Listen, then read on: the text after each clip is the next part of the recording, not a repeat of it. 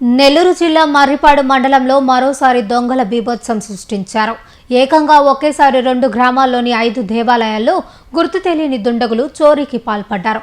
చిలకపాడు సన్నవారిపాలి గ్రామంలోని రాములవారి గుడి, అంకాలమ్మ గుడి, పోలేరమ్మ గుడి, వీరబ్రహ్మేంద్ర స్వామి గుడి ఆశ్రమం సమీపంలోని ఆంజనేయ స్వామి గుడులలో గుర్తు తెలియని దుండగులు తాళాలు పగలకొట్టి నగదును దోచుకున్నారు. ఉదయాన్నే గ్రామంలోని ఆలయ పూజారులు గుడి దగ్గరికి వెళ్లేసరికి తాళాలు పగలగొట్టిన విషయం చూసి గ్రామస్తులకు సమాచారం అందించారు.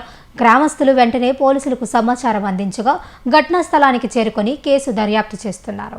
నెల్లూరు జిల్లా మర్రిపాడు మండలంలో మరోసారి దొంగల బీభత్సం సృష్టించారు. ఏకంగా ఒకేసారి 2 గ్రామాలలోని 5 దేవాలయాలలో గుర్తు తెలియని దుండగులు చోరీకి పాల్పడ్డారు. చిలకపాడు సన్నువారిపల్లి గ్రామంలోని రాములవారి గుడి, అంకాలమ్మ గుడి, పోలేరమ్మ గుడి, వీరబ్రహ్మేంద్ర స్వామి గుడి ఆశ్రమం సమీపంలోని ఆంజనేయ స్వామి గుళ్లలో గుర్తు తెలియని దుండగులు తాళాలు పగలగొట్టి నగదును దోచుకెళ్లారు.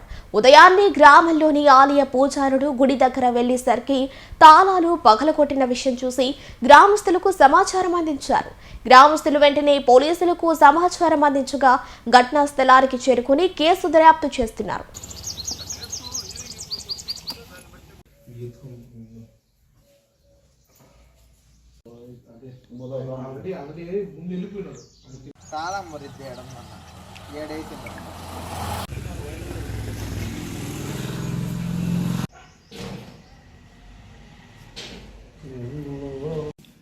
ఇది గడి పగల కొట్టేసాను.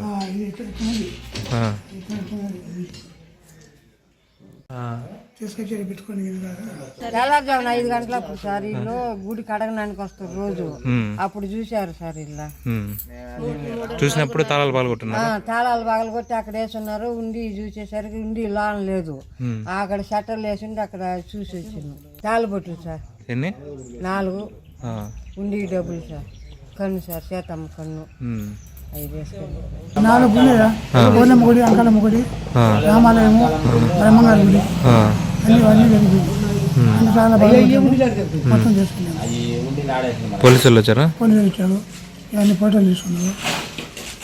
మళ్ళీ ఎస్ఐగా కంప్లైంట్ చేయండి, స్టేషన్ రమ్మని పోయింది.